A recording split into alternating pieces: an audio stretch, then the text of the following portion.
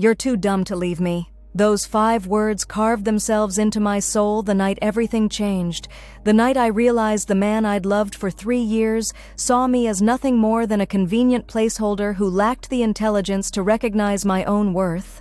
I remember how his laugh echoed through our cramped apartment when I mentioned applying to graduate school, how his eyes rolled with that familiar condescension I'd somehow convinced myself was affection. The way he said it, casual, dismissive, like he was commenting on the weather, told me everything I needed to know about how small he thought I was. The revelation didn't hit me like lightning. It seeped in slowly, like poison through my bloodstream, starting from that moment 3 months ago when I found myself sitting at our kitchen table, laptop open to university applications I'd been secretly researching for weeks. Marcus walked in from his shift at the auto shop, beer already in hand despite it being barely past noon, and peered over my shoulder with that mixture of curiosity and superiority that had become his default expression whenever I showed ambition beyond our shared mediocrity. My fingers had frozen over the keyboard as he read the screen, and I felt my stomach clench with a familiar anxiety. I'd learned to gauge his moods like a meteorologist tracking storm patterns, and something in his posture told me this wouldn't go well. The silence stretched between us like a taut wire until he finally spoke, his voice carrying that particular brand of cruel amusement he reserved for what he considered my more ridiculous ideas. Graduate school. The words had hung in the air between us like an accusation, and I'd watched his face transform from confusion to something darker, something that made my chest tighten with a hurt I couldn't quite name yet. He'd set his beer down with deliberate slowness, the kind of calculated movement that preceded his most cutting observations, and I'd felt myself shrinking before he even opened his mouth. The laugh came first, not the warm, genuine sound I'd fallen in love with, but something hollow and sharp that seemed designed to cut. It started low and built into something almost hysterical, as if the very concept of me pursuing higher education was the most absurd thing he'd encountered in years. I remember how my hands trembled slightly as I closed the laptop, how the small click of the lid felt like a door slamming shut on possibilities I hadn't even fully allowed myself to imagine. But it was what came next that really broke something inside me. He'd leaned against the counter with that infuriating smirk, arms crossed like he was about to deliver the punchline to a joke only he understood, and then he'd said it. "You're too dumb to leave me." The words themselves were bad enough, but it was the certainty in his voice that really gutted me. The absolute confidence that I would accept this assessment of my worth and continue existing in the small, suffocating world he'd constructed around us. I'd felt something cold settle in my chest, a kind of crystalline clarity that cut through 3 years of accumulated doubt and diminished expectations. The worst part wasn't even the insult itself, it was the realization that he genuinely believed it. This wasn't a momentary cruelty born from a bad day or misplaced frustration. This was his actual opinion of me, the person he claimed to love, distilled into 5 words that revealed exactly how little he thought of my capabilities, my intelligence, my potential for growth beyond the narrow confines of our relationship. The apartment suddenly felt smaller, the walls pressing in with the weight of his conviction that I was trapped here by my own limitations. I remember looking around at our shared space, the mismatched furniture we'd collected from thrift stores and curb finds, the stack of his magazines on every surface, the complete absence of anything that reflected my interests or dreams, and seeing it all through new eyes. This wasn't a home we'd built together, it was a cage he'd convinced me was comfortable. That night, after he'd fallen asleep with the television still blaring some mindless comedy, I'd laid in our bed staring at the ceiling and feeling something fundamental shift inside me. The hurt was still there, sharp and immediate, but underneath it was growing something else entirely, a cold, calculating anger that felt almost foreign in its intensity. I'd spent 3 years allowing him to define the boundaries of my world, accepting his casual dismissals of my interests and ambitions as simple truth rather than the deliberate diminishment they actually were. I thought about all the times I'd mentioned wanting to go back to school, to push beyond the administrative assistant job that paid our bills, but left me feeling hollow and unfulfilled. Each time, he'd found ways to redirect the conversation, to point out practical obstacles or financial concerns that always seemed to end with me staying exactly where I was. I'd interpreted this as protective concern, evidence that he worried about my well-being and wanted to shield me from potential disappointment. Now I saw it for what it really was, a systematic campaign to keep me small, manageable, dependent. The realization that he'd been actively working to limit my growth felt like a physical blow. I remember pressing my palm against my chest, trying to ease the ache that had settled there like a stone, and wondering how I'd been so blind for so long.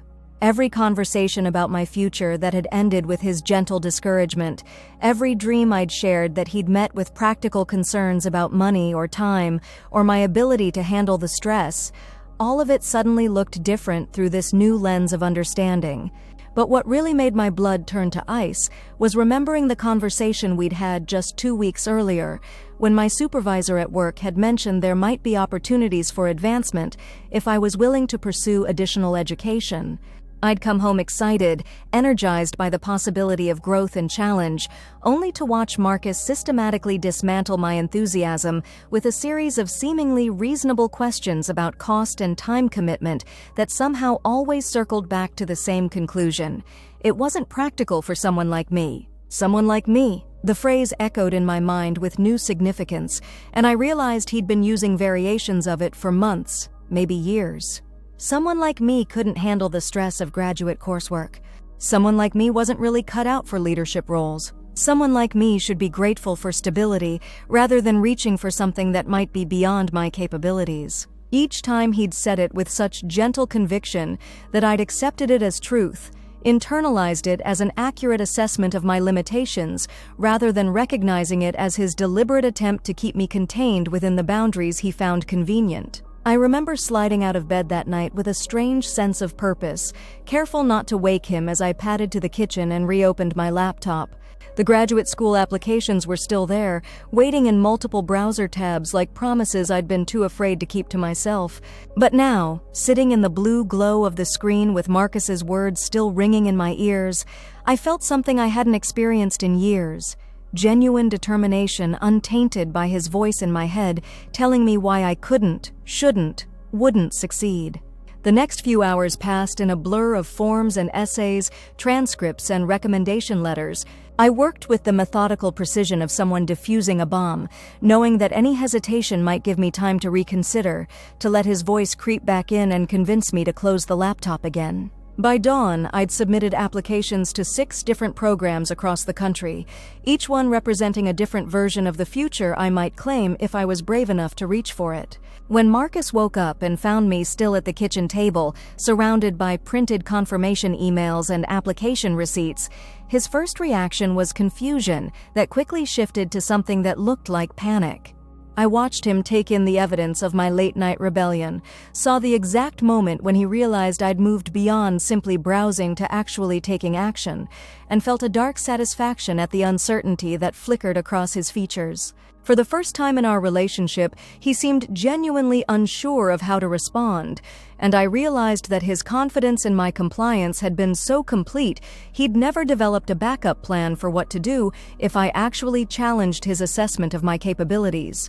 The silence stretched between us as he struggled to find the right combination of discouragement and concern that had always been so effective before, but something in my posture must have warned him that his usual tactics might not work this time. I didn't tell him about the applications. Instead, I simply closed the laptop and went about my morning routine as if nothing had changed, letting him wonder what I'd been doing and what it might mean for the carefully constructed dynamic of our relationship. The small act of withholding information felt like reclaiming a piece of myself I'd forgotten existed, and I carried that secret satisfaction with me throughout the day, like a talisman against his casual cruelties. The weeks that followed were a masterclass in psychological warfare disguised as domestic normalcy. I continued going to work, cooking dinner, sharing our bed, all while harboring the secret knowledge that I'd set forces in motion that would eventually destroy everything he thought he knew about our future together. Every time he made another casual comment about my limitations or expressed surprise when I demonstrated competence beyond his expectations, I felt the cold satisfaction of knowing exactly how wrong he was about to be proven. The first acceptance letter arrived on a Tuesday in March, and I remember standing at our mailbox with trembling hands, afraid to open an envelope that might contain either validation or crushing disappointment. When I finally worked up the courage to tear it open, the words PhD program in cognitive psychology seemed to pulse on the page like they were written in neon. Full funding, research assistantship, start date September. I read the letter 3 times before the reality of it sank in, and then I had to sit down on our front steps because my legs suddenly felt too weak to support me. 3 years of being told I wasn't smart enough, capable enough, ambitious enough, and here was official confirmation that I was not only accepted, but wanted, valued enough that they were willing to pay me to pursue knowledge and growth, and everything Marcus had convinced me was beyond my reach. The hardest part was keeping it to myself. Every cell in my body wanted to burst through our front door and wave the letter in his face, to watch his expression change as he processed the fact that I wasn't too dumb to leave him after all. But something deeper than petty satisfaction held me back. The understanding that this moment wasn't about proving him wrong, it was about proving myself right. This was bigger than his small-minded cruelty, bigger than our failing relationship, bigger than the cramped apartment and dead-end job that had started to feel like the entire universe. Instead, I folded the letter carefully and slipped it into my purse, then walked back inside to find Marcus exactly where I'd left him, sprawled on the couch, beer in hand, eyes glazed with the particular boredom that came from working a job he hated to support a life he'd never really chosen. Looking at him in that moment, I felt something I hadn't expected: pity. While I'd been secretly transforming myself, preparing for a future that stretched far beyond our shared mediocrity, he'd remained exactly the same, trapped by his own limited imagination and apparent satisfaction with settling for less than he could be. The other acceptance letters followed over the next few weeks, each one representing a different possible path away from everything that had kept me small. Stanford offered the most prestigious program, but the University of Washington came with the most generous funding package and a research opportunity that felt tailor-made for my interests. By May, I had my choice of futures spread across the kitchen table like a map of possibilities, and for the first time in years, I felt truly alive with anticipation. Marcus noticed the change in me before I said anything concrete. I caught him watching me with a puzzled expression when he thought I wasn't looking, as if he was trying to solve a problem he couldn't quite articulate. I moved through our shared spaces with new confidence, spoke up more in conversations, stopped automatically deferring to his opinions on everything from what to watch on television to how we should spend our weekends. The shift was subtle but unmistakable, and I could see it unsettled him in ways he couldn't quite name. The planning phase felt like learning to breathe underwater, foreign and terrifying and absolutely essential for survival. I approached my secret preparation with the methodical precision of someone orchestrating an elaborate heist, except what I was stealing was my own life back from someone who'd never had the right to take it in the first place. Every day brought new logistical challenges that I had to solve without arousing suspicion, and I found myself developing skills I'd never known I possessed. Financial planning became my secret obsession. I opened a separate bank account using my maiden name, something I'd never thought to reclaim during our relationship, but now felt like a declaration of independence. The research assistantship would cover tuition and provide a modest living stipend, but I needed to save enough to cover moving expenses, security deposits, and the 1,000 small costs of starting over in a new city where I knew no one and had no safety net beyond my own determination. I started bringing lunch to work instead of eating out, claiming I was trying to be healthier while secretly funneling the extra $20 a day into my escape fund. I picked up freelance editing projects during my lunch breaks and evenings when Marcus thought I was just browsing social media, building both my savings and my confidence in abilities I'd let atrophy during years of being told I wasn't capable of more challenging work. The deception felt strange at first. I'd never been particularly good at keeping secrets, and the weight of planning such a massive life change while pretending everything was normal made every interaction feel like walking on eggshells. But as weeks turned into months, I discovered I had a talent for compartmentalization that surprised me. I could sit across from Marcus at dinner, listening to him complain about his day or make plans for our future that assumed I'd always be available to play my assigned role, all while mentally calculating how many more paychecks I needed before I could afford to disappear completely. The hardest part wasn't the practical planning. It was managing the emotional whiplash of loving someone I was simultaneously planning to leave. 3 years of shared history didn't evaporate overnight just because I'd finally seen him clearly, and there were still moments when his laugh would catch me off guard or he'd do something thoughtful that reminded me why I'd fallen for him in the first place. Those moments were the most dangerous, when doubt would creep in and whisper that maybe I was overreacting, maybe his cruelty was just thoughtlessness, maybe I should give him a chance to change. But then he'd make another casual comment about my limitations or dismiss something I'd accomplished at work as luck rather than skill, and the clarity would return like ice water in my veins. This wasn't a relationship worth saving. It was a prison I'd been too afraid to recognize, and every day I stayed was another day stolen from the life I could be building instead. I started studying for the GRE with the dedication of someone preparing for war, checking out prep books from the library and hiding them among my regular reading so Marcus wouldn't ask questions. I carved out study time during my lunch breaks and before he woke up in the mornings, protecting those hours like sacred rituals that kept me connected to my secret future. The math sections were brutal after years of avoiding anything more complex than basic algebra, but I attacked each practice problem with the fury of someone who had everything to prove and nothing left to lose. My test scores surprised even me, not just good enough to gain admission to competitive programs, but high enough to qualify for merit scholarships and research positions I'd never dared to imagine. Seeing those numbers on the screen felt like external validation of something I'd known deep down, but had been trained to doubt. I was smart enough. I was capable enough. I was ambitious enough. Marcus had been wrong about everything.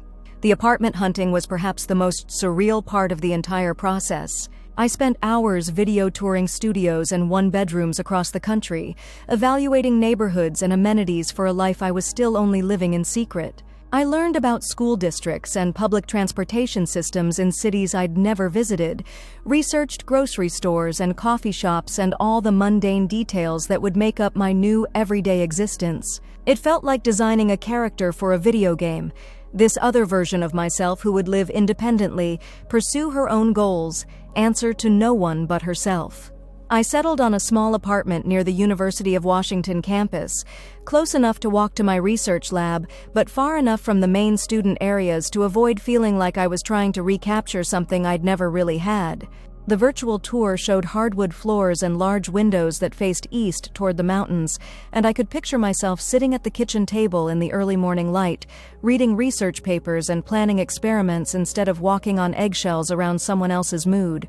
The lease application required first month's rent, last month's rent, and a security deposit, nearly $3,000 that represented months of careful saving and sacrifice. When I hit submit on the online form, I felt like I was jumping off a cliff with no guarantee the parachute would open. But for the first time in years, the uncertainty felt exhilarating rather than terrifying, because it was uncertainty I'd chosen rather than simply endured.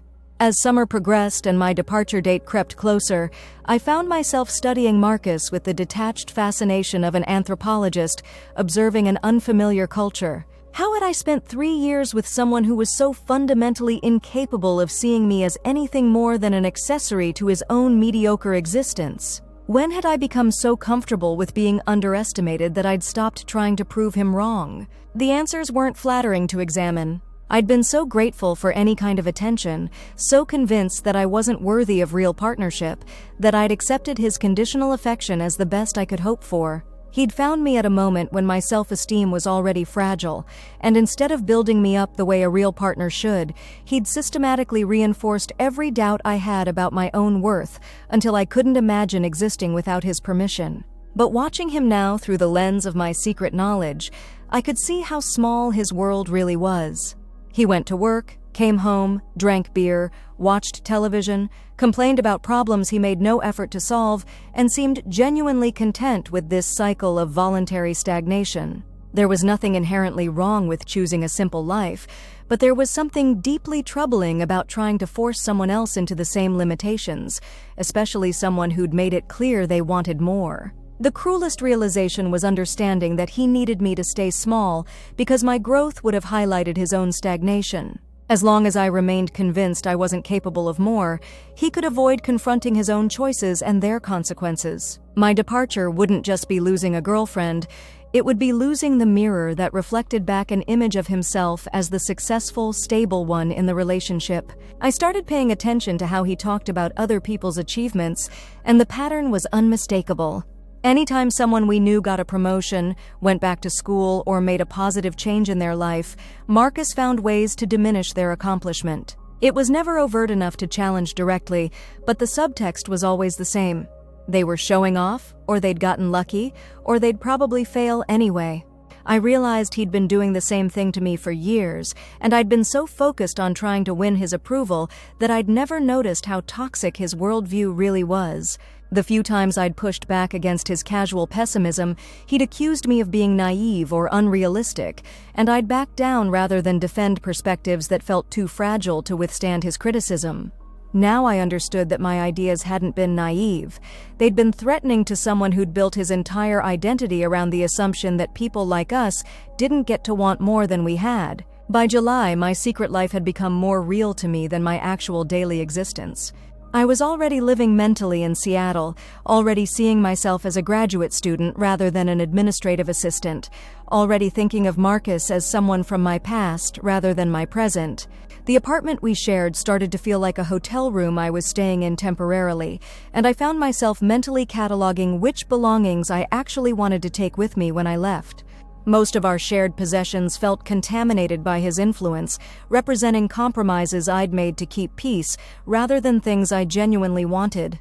The furniture we'd chosen together suddenly looked cheap and depressing, selected more for affordability than aesthetics or comfort. Even my clothes felt wrong. A wardrobe curated to avoid standing out, to blend into the background of his life rather than express anything authentic about who I was or wanted to become. I started replacing key items gradually, claiming I was updating my professional wardrobe for work while actually preparing for a completely different life. Each new purchase felt like a small act of rebellion, a choice made purely for myself without considering whether it would meet with his approval or fit his image of who I should be. I bought clothes that made me feel confident and intelligent, books that reflected my interests rather than his, even a small piece of art for my future apartment that represented nothing more than the fact that I found it beautiful. The research assistantship I'd been offered involved studying cognitive bias and decision-making under stress, and I couldn't help but see the irony in spending my days learning about the psychological mechanisms that had kept me trapped for so long. The professor who would be my advisor had published extensively on how people justify staying in situations that are clearly harmful to their well-being, and I devoured her papers during my lunch breaks like they were instruction manuals for understanding my own life. One study in particular haunted me, research showing that people who stay in psychologically abusive relationships often develop a kind of learned helplessness that makes them underestimate their own capabilities and overestimate the obstacles to leaving. The subjects in the study consistently rated themselves as less intelligent and less capable than they actually were, while simultaneously viewing their situations as more unique and insurmountable than outside observers did. Reading that research felt like looking at my own psychological profile written by strangers who somehow knew exactly how I'd been thinking for the past 3 years. The realization that my experience fit such a well-documented pattern was both validating and horrifying. Validating because it meant I wasn't uniquely weak or stupid for staying so long, horrifying because it meant Marcus had been following a playbook for diminishing my self-worth that was apparently common enough to study in laboratory settings. I started keeping a journal during this period, documenting not just my practical plans, but my emotional journey back to believing in myself. Some entries were angry rants about specific incidents I was finally ready to name as cruel rather than merely insensitive. Others were tentative explorations of dreams I'd buried so deeply I'd almost forgotten they existed. Writing became a way of practicing having opinions again, of remembering what it felt like to think thoughts that weren't filtered through the assumption that someone else knew better. The entries from those months reveal a woman slowly awakening from a self-imposed coma, and reading them now is both heartbreaking and inspiring. I can see myself gradually reclaiming my own voice, becoming more assertive in my judgments and more confident in my perceptions. The woman who wrote those pages was already gone from that apartment in all the ways that mattered, even though her body wouldn't follow for several more weeks. August arrived with a heat wave that made our poorly ventilated apartment feel like a sauna, and I found myself counting down not just to my departure date, but to the moment when I could breathe freely again. Marcus had started picking fights about trivial things: the way I folded laundry, what I chose to watch on television, how long I spent on my phone, and I realized some part of him sensed the shift in our dynamic, even if he couldn't articulate what was happening. The fights felt different from our usual conflicts because I was no longer invested in winning his approval or maintaining harmony at all costs. When he criticized something I'd done, I might acknowledge his preference, but I didn't automatically accept his assessment as truth. When he made jokes at my expense, I stopped laughing along and started responding with silence that made the cruelty hang in the air until he had to confront it himself. This change clearly unsettled him, though he seemed unable to identify exactly what was different. I caught him watching me with increasing frequency, as if he was trying to solve a puzzle he couldn't quite see clearly. Sometimes he'd ask if something was wrong, but his tone suggested he was more annoyed by my altered behavior than concerned about my well-being, and I realized that even his moments of apparent care were really about maintaining his own comfort. The final month felt like the longest of my life, every day stretching endlessly as I struggled to maintain the pretense of normalcy, while my real attention was focused entirely on my approaching liberation. I'd already arranged for a moving company to collect my belongings the day after I planned to leave, had transferred utilities and updated my address with essential services, had even researched the best route to drive across the country with stops that would break up the journey into manageable segments. My resignation letter was saved in my email drafts, scheduled to send automatically on my last day so I wouldn't have to have uncomfortable conversations with coworkers who might feel obligated to warn Marcus about my plans. I'd been careful not to confide in anyone who might inadvertently reveal my secret, but the isolation of keeping such massive changes to myself had become its own kind of burden. I felt like I was living underwater, going through the motions of normal life while holding my breath and waiting for the moment I could finally surface. The night before my planned departure, I barely slept. I lay in our bed listening to Marcus snore peacefully beside me, marveling at how completely unaware he was of the earthquake about to reshape his world. Part of me felt guilty for what I was about to do to him, but a larger part recognized that he'd created this situation through years of casual cruelty and systematic undermining of my self-worth. I wasn't leaving to hurt him, I was leaving to save myself. Morning came with the same oppressive heat that had characterized the entire month, and I moved through my usual routine with mechanical precision while my heart hammered against my ribs like a caged bird. Marcus left for work at his usual time, grumbling about the temperature and the customers he'd have to deal with, completely oblivious to the fact that this was the last morning we'd ever share. I waited until his truck disappeared around the corner before I allowed myself to acknowledge that it was really happening. The execution phase began with a single phone call to the moving company, confirming they'd arrive as scheduled to collect the belongings I'd already packed and hidden in the bedroom closet. My hands shook as I dialed, not from fear, but from the sheer adrenaline of finally taking action after months of careful planning. When the representative confirmed the pickup time, her voice cheerful and professional, I felt like I was ordering my own rescue. The next few hours passed in a blur of organized chaos as I pulled my pre-packed boxes from their hiding places and arranged them by the front door. 3 years of shared life condensed into 6 cardboard containers, and I was struck by how little I actually wanted to take with me. Most of our possessions felt tainted by the compromises and diminished expectations that had characterized our relationship, and I found myself drawn to traveling light rather than dragging reminders of my former captivity into my new life. I'd saved Marcus's reaction for last, the final piece of a puzzle I'd been assembling for months. He was supposed to return from work around 5:30, which gave me time to complete all the practical elements of my departure before facing the emotional complexity of our final conversation. But as 4 o'clock arrived and my phone rang with his name on the caller ID, I realized the universe had different timing in mind. His voice carried that familiar note of irritation that had once made my stomach clench with anxiety, but now simply rolled off me like water off glass.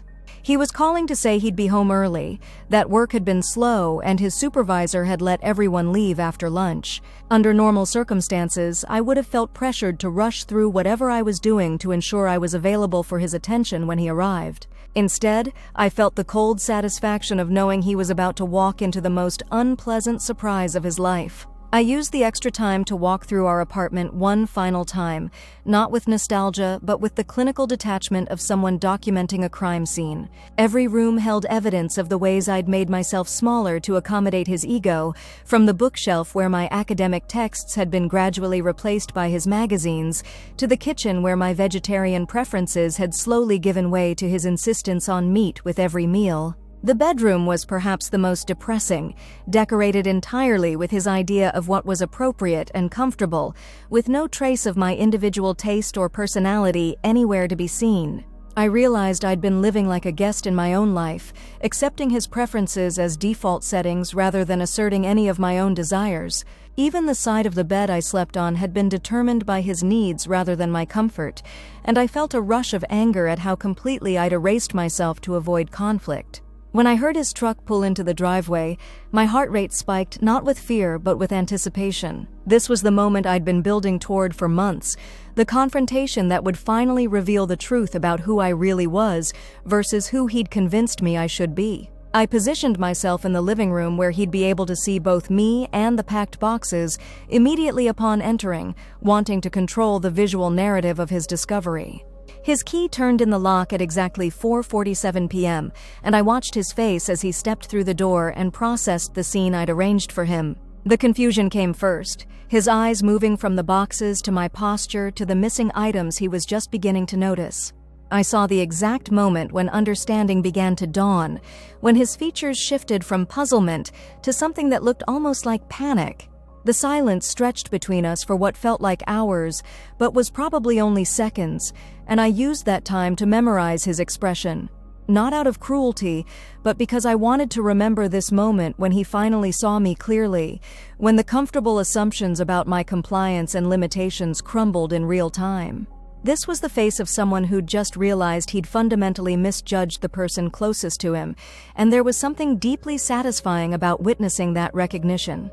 When he finally spoke, his voice carried a note I'd never heard before, not the casual dismissiveness or irritated impatience that had become our normal dynamic, but something that sounded almost like fear. He asked what was happening with the kind of careful tone people use when they're trying not to spook a dangerous animal, and I realized that for the first time in our relationship, he wasn't sure how I might respond. I'd rehearsed this conversation countless times in my head, scripting everything from cold, clinical explanations to heated emotional confrontations. But standing there in our living room with my packed life arranged around me like evidence in a trial, I found that none of my prepared speeches felt right. The truth was simpler and more devastating than any elaborate revenge monologue could be. I told him about the PhD program, about the research assistantship, about the apartment I'd already rented across the country. I watched his face as each revelation hit him like a physical blow, and I could see him struggling to reconcile this information with his fundamental beliefs about my capabilities and ambitions. The woman he thought he knew would never have been able to organize something this complex, this decisive, this final. His first response was exactly what I'd expected, a desperate attempt to reassert control through intimidation and manipulation. He told me I was being irrational, that I was throwing away everything we'd built together for a fantasy that would never work out the way I imagined.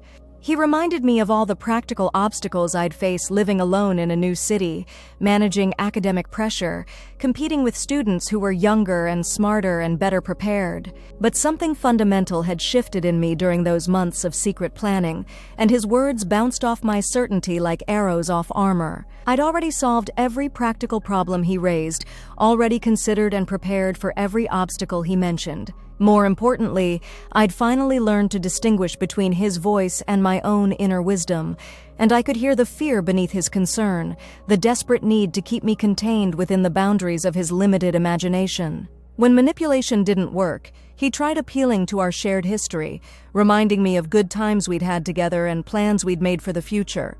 but those memories felt like they belonged to a different person, someone who'd been so grateful for any scrap of affection that she'd convinced herself settling was the same as being loved. I looked at him trying to weaponize our past against my future, and felt nothing but pity for someone so threatened by growth that he'd try to sabotage the person he claimed to care about most. The conversation that followed wasn't really a dialogue. It was me stating facts while he cycled through increasingly desperate attempts to find some combination of words that would make me reconsider. I watched him try anger, pleading, bargaining, more anger, promises to change, threats about what would happen if I left, and finally a kind of wounded bewilderment that might have touched me 6 months earlier, but now seemed like the natural consequence of his own choices. What struck me most was how completely unprepared he was for this possibility.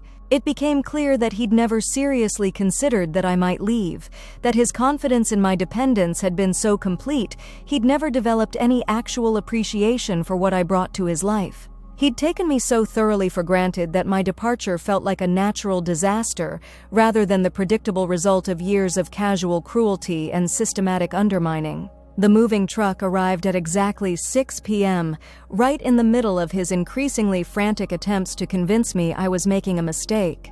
I watched his face as the reality of irreversible action replaced the abstract threat of my leaving, and something in his expression finally convinced me that he was beginning to understand this wasn't a negotiation or a dramatic gesture designed to get his attention. This was simply the end of something that should have ended long ago. The movers were efficient and professional, treating my departure like the routine relocation it was to them, while Marcus stood in our living room looking like a man watching his house burn down. I signed the paperwork, verified the delivery address in Seattle, and handed over my key to the apartment we'd shared for 3 years. Each action felt ceremonial, like steps in a ritual designed to transform one version of myself into another. As my boxes disappeared into the truck, I felt a lightness I hadn't experienced since before I'd met Marcus. This wasn't just about leaving a bad relationship, it was about reclaiming my right to want more than I had, to believe I was capable of achieving goals beyond his narrow definition of what someone like me should attempt. I was finally free to discover what I could accomplish when I wasn't spending all my energy trying to make myself small enough to fit into someone else's limited world.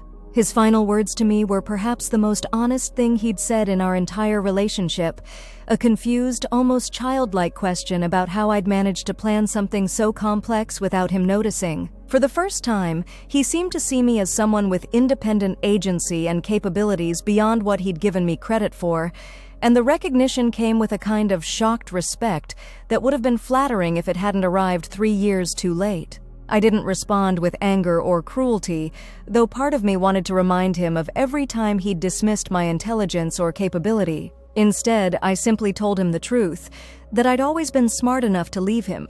I just needed time to believe it myself. The simplicity of that statement seemed to hit him harder than any elaborate revenge speech could have, because it forced him to confront not just my departure, but his fundamental misunderstanding of who I'd always been. The drive to Seattle took 4 days, and I used that time to decompress from 3 years of walking on eggshells and constantly second-guessing my own perceptions. I played music Marcus had always criticized as too weird or pretentious, stopped at roadside attractions that caught my interest without worrying about someone else's schedule or preferences, ate meals that reflected my taste rather than someone else's expectations. Each small choice felt like practice for the life I was driving toward, where my preferences would matter simply because they were mine. I checked into my new apartment on a Thursday afternoon in late August, and standing in that empty space with sunlight streaming through east-facing windows, I felt something I'd almost forgotten existed: pure excitement about the future.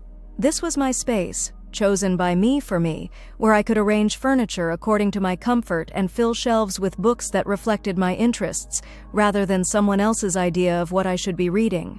The PhD program exceeded every expectation I'd allowed myself to develop during those months of secret planning. My research advisor turned out to be exactly the kind of mentor I'd dreamed of, someone who challenged me intellectually while supporting my growth, who treated my ideas with respect and helped me develop the confidence to defend them in academic settings. For the first time in years, I was surrounded by people who assumed I was capable rather than constantly questioning whether I belonged. The coursework was demanding in ways I'd forgotten could be energizing rather than overwhelming. After years of feeling intellectually starved in a relationship where curiosity was treated as showing off and ambition was seen as unrealistic, I threw myself into research and analysis with the hunger of someone making up for lost time. My professors commented on my work ethic, but they couldn't know they were witnessing someone finally allowed to use capacities that had been systematically discouraged for years. Within 6 months, I was presenting preliminary research at conferences, networking with professionals in my field, building the kind of career I'd convinced myself was beyond my reach, when I was too focused on maintaining peace with someone who found my growth threatening. Each achievement felt like vindication, not just of my abilities, but of my decision to trust my own assessment of my potential, rather than accepting someone else's limitations as truth. The loneliness I'd expected never materialized the way I'd feared it might. Instead of missing the constant negotiation and emotional labor that had characterized my relationship with Marcus, I discovered the profound peace of living according to my own rhythms and priorities. I could read for hours without someone demanding attention, could pursue friendships with people who shared my interests, could make plans based on my goals rather than constantly accommodating someone else's needs and preferences. I did think about Marcus occasionally, usually when something reminded me of the person I'd been when we were together. Those memories felt like visiting a museum exhibit about someone else's life, interesting from an anthropological perspective, but completely disconnected from my current reality. I felt grateful for the experience in the same way someone might appreciate a difficult book that taught them something important about themselves, but I had no desire to repeat it. About a year into the program, I received a Facebook message from a mutual friend letting me know that Marcus had been asking about me, apparently hoping to reconnect and discuss our relationship. The friend seemed to think this was romantic news I'd want to hear, but I felt nothing beyond mild curiosity about what had prompted his sudden interest in my well-being. I didn't respond to the message and didn't ask for additional details about his outreach. Some chapters close themselves, and there's no benefit in trying to reread the ending. The research I was conducting on cognitive bias and decision-making had evolved to focus specifically on how people recognize and overcome psychological patterns that keep them trapped in situations that don't serve their growth. My dissertation advisor joked that I brought unusual insight to the subject, and I suppose she was right. I was studying my own recovery process with the same methodical attention I'd once devoted to planning my escape. 2 years into the program, I was invited to co-author a paper on learned helplessness in intimate relationships, and I found myself writing about psychological dynamics I'd lived through without fully understanding them at the time. The research showed that people who successfully leave psychologically limiting relationships often go through a specific process of first recognizing the gap between their partner's assessment of their capabilities and external evidence of their competence, then gradually building confidence through small acts of independent decision-making before finally taking decisive action to change their circumstances. Reading that research felt like seeing my own journey reflected in academic language, and I realized that my experience had been both more common and more predictable than I'd understood while I was living through it. Marcus hadn't been uniquely skilled at psychological manipulation. He'd simply been following patterns that countless other people had used to maintain control over partners they viewed as subordinate. Understanding this made me feel less personally wounded by his behavior, and more grateful that I'd found the strength to recognize the pattern and break free from it. The third year of my program brought opportunities I'd never imagined when I was sitting in that cramped apartment, afraid to pursue education because someone had convinced me I wasn't smart enough to succeed. I was awarded a competitive research fellowship, invited to collaborate with professors at other universities, asked to review papers for academic journals. Each recognition felt like evidence that I'd been right to trust my own assessment of my potential rather than accepting someone else's limitations as truth. I started dating again during my final year, but with completely different standards and expectations than I'd had before. I was no longer willing to compromise my goals or diminish my achievements to make someone else feel comfortable, and I discovered that the right kind of person found my ambition attractive rather than threatening. The contrast with my previous relationship was so stark, it felt like comparing different species, and I marveled at how much energy I'd wasted trying to make myself acceptable to someone who was fundamentally incompatible with the person I wanted to become. My dissertation defense took place on a clear morning in May, with spring sunshine streaming through the conference room windows as I presented 5 years of research to a committee of professors who treated my work with the kind of serious intellectual respect I'd once thought was reserved for people much smarter than me. When they told me I'd passed, that I was officially Dr. Sarah Chen, I felt a satisfaction so complete it seemed to radiate from my bones. Walking across the stage at graduation, wearing my doctoral hood and accepting congratulations from faculty who'd watched me grow from a nervous first-year student into a confident researcher, I thought about the woman who'd once been told she was too dumb to leave a mediocre relationship. That woman felt like a character from a book I'd read long ago, someone I could remember sympathetically but whose struggles no longer had any bearing on my current reality. The job offers started arriving before I'd even finished my degree, and I had the luxury of choosing between positions at universities across the country, each offering the kind of intellectual challenge and professional respect I'd once thought was beyond my reach. I accepted a position at Northwestern, drawn by their research facilities and the opportunity to continue studying psychological resilience in people who'd overcome limiting circumstances. My first day as a professor felt like the completion of a promise I'd made to myself in that apartment kitchen, typing graduate school applications while someone slept peacefully nearby, completely unaware that his casual cruelty had just inspired me to transform my entire life. Standing in front of my first class, introducing myself as Dr. Chen and looking out at students who reminded me of my former self, uncertain about their capabilities, afraid to reach for goals that felt too ambitious, I felt the profound satisfaction of having proved every doubt wrong. Now, 5 years later, I live in a beautiful apartment overlooking Lake Michigan, surrounded by books and research materials and evidence of a life built according to my own values and priorities. I wake up excited about my work, energized by challenges that push me to grow, grateful for the space to pursue interests and relationships that reflect who I actually am rather than who someone else needed me to be. Sometimes I wonder what would have happened if Marcus had responded differently that night when I mentioned graduate school, if he'd been curious about my goals rather than dismissive, supportive of my growth rather than threatened by it. But those alternate histories feel irrelevant now, like wondering what would have happened if I'd made completely different choices that led to a completely different life. The person I became was forged in the crucible of recognizing I deserved better than what I was accepting, and I'm grateful for every step of the journey that led me here. The most profound change isn't in my external circumstances, though those transformations have been dramatic beyond anything I could have imagined when I was afraid to apply to graduate school. The most important shift is internal, the absolute certainty that I am capable of assessing my own potential, making my own decisions, and creating a life that reflects my authentic interests and values rather than someone else's limited imagination of what I should want or be able to achieve. When people ask about my success, they usually focus on the dramatic elements, leaving a limiting relationship, earning a PhD, building an academic career. But the real victory was much quieter and more fundamental, learning to trust my own voice above all others, to believe in my capabilities even when someone close to me insisted I was reaching beyond my grasp, to choose growth over comfort and authentic challenge over artificial peace. Marcus was wrong about everything that mattered, but he was accidentally right about one thing: I was too smart to stay with him. I just needed time to figure that out for myself, and once I did, leaving became not a dramatic gesture, but a simple matter of aligning my circumstances with my understanding of what I deserved.